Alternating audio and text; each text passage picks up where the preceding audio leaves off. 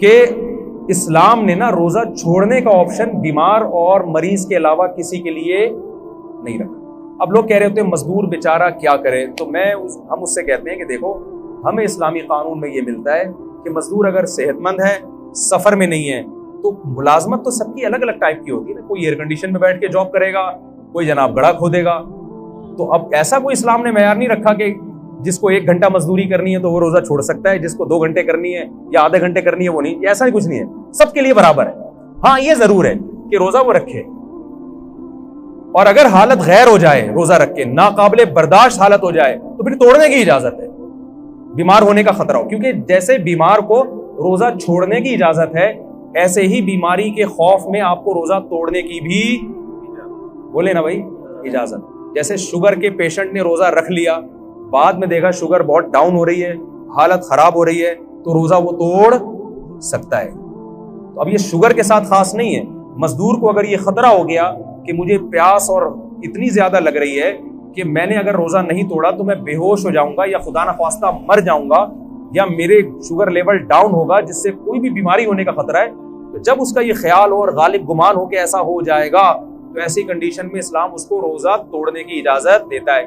तो उलमा कहते हैं जो कोयले की कान में काम करते हैं ना, रोजाना रोजा रखेंगे और रोजाना हालत गैर होने पर रोजा तोड़ेंगे, क्योंकि छोड़ने की दलील नहीं है, तोड़ने की है।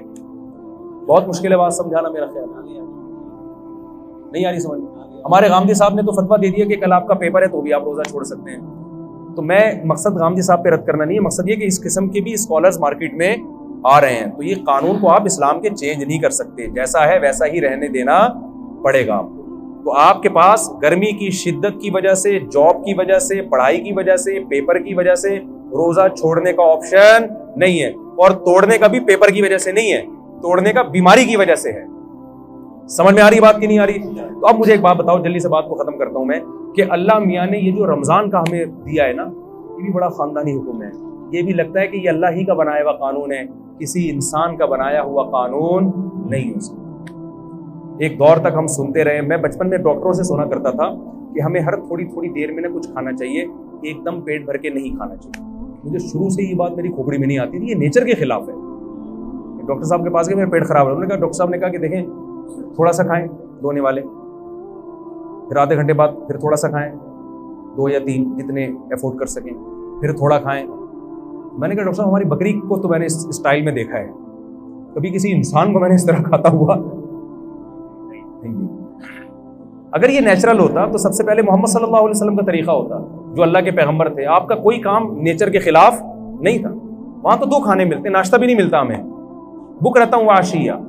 आप सल्लल्लाहु अलैहि वसल्लम दोपहर से पहले खाया करते थे सहाबा के दौर में, और मगरिब के बाद खाया करते थे। ये 2 टाइम थे खाने के। नाश्ते का लफ्ज अरबी डिक्शनरी में आपको नहीं मिलेगा, हालांकि अरबी बड़ी फसी और बलीग जबान है। फतूर जो आज अरबी में है, ये जदीद अरबी में है, फतूर नाश्ते को कहते हैं। कदीम अरबी में नाश्ते का लफ्ज बोले नहीं। बल्कि मैं और आपकी जनरल नॉलेज के लिए एक बात बताऊं, अंग्रेज के बर्रे सगीर में आने से पहले आपको अपने बाप दादा की डिक्शनरी में भी नाश्ते का लफ्ज नहीं मिलेगा। ये अंग्रेजों ने नाश्ता मुतारिफ करवाया है। समझ में आ रही है बात कि नहीं आ रही? तो ये था ही नहीं, ये मुसलमानों में आया गोरों के आने के बाद है। चाय भी, सिगरेट भी, गुटखे भी, पान भी, ये सारी चीजें ये अंग्रेजों के आने के बाद आई हैं। वरना मुसलमान कल्चर इन तमाम चीजों से क्या था, पाक था। वो जानते ही नहीं थे ये क्या होगा। तो चाय पिए ना, मैं भी पीता हूं, मैं ये नहीं कि छोड़ दें आप, पिए ना पिए वो आपका हेडेक है। बताने का मकसद ये कि ये सारी चीजें ये बाद में आई है, ये हमारा कल्चर नहीं है। तो उनमें नाश्ता भी बाद में आया है। 2 टाइम का खाना है। सुना है डॉक्टर यही कह रहे हैं कि 2 टाइम खाया करो, तमीज का खाना यही होता है 2 टाइम। वल्लाह आलम, कि डॉक्टरों की फील्ड है कि डॉक्टर साहब से पूछें आप। तो अब आपको पता है मुस्लिम फास्टिंग के नाम पे बड़ी तहरीक चल रही है डॉक्टरों की तरफ से। 16-16 घंटे की फास्टिंग, खास तौर पर जिनके वेट ज्यादा हैं। ज्यादातर तो के वेट क्या है, ज्यादा ही है ना मेरा ख्याल। मैंने बहुत कम लोग देखे कोलेस्ट्रॉल की कमी हो जिनमें, ऐसे बहुत देखे। अच्छा, आप जितने लोग मर रहे हैं, मुझे एक बात बताओ, कोई डॉक्टर साहब बैठे तो उनसे पूछिएगा, कोई एक बंदा दिखाएं अस्पताल में जो खुराक की कमी से मर रहा हो? कोई है ऐसा बंदा? कितनी महंगाई हो जाए, कितनी गुर्बत हो जाए, डॉलर कितना ही ऊपर चला जाए, फिर भी भूख से मरने वालों का रेशो हमारे सोसाइटी में कम है। खा के मरने वालों का रेशो। तो हमें जो हुक्म दिया है ना, उसमें रूहानी कुव्वत बाद में है, हमारे जिस्म और बॉडी का फायदा पहले। उलमा एक जबरदस्त बात कहते हैं कि माल की ज़कात पैसा है, बॉडी की ज़कात क्या है? बोलें, जैसे माल की ज़कात देने से हदीस में आता है कि ये मैल कुचैल है जो आपके माल से निकल जाता है, तो इसी तरह बॉडी की ज़कात से भी आपकी बॉडी का मैल कुचैल क्या होता है? रोजे के जरिए निकल जाता है। ये अल्लाह की बहुत बड़ी हम पर नेमत और रहमत है। और इसमें ये तो जिस्मानी फायदा है, रूहानी फायदा क्या है? ये बहुत अहम है।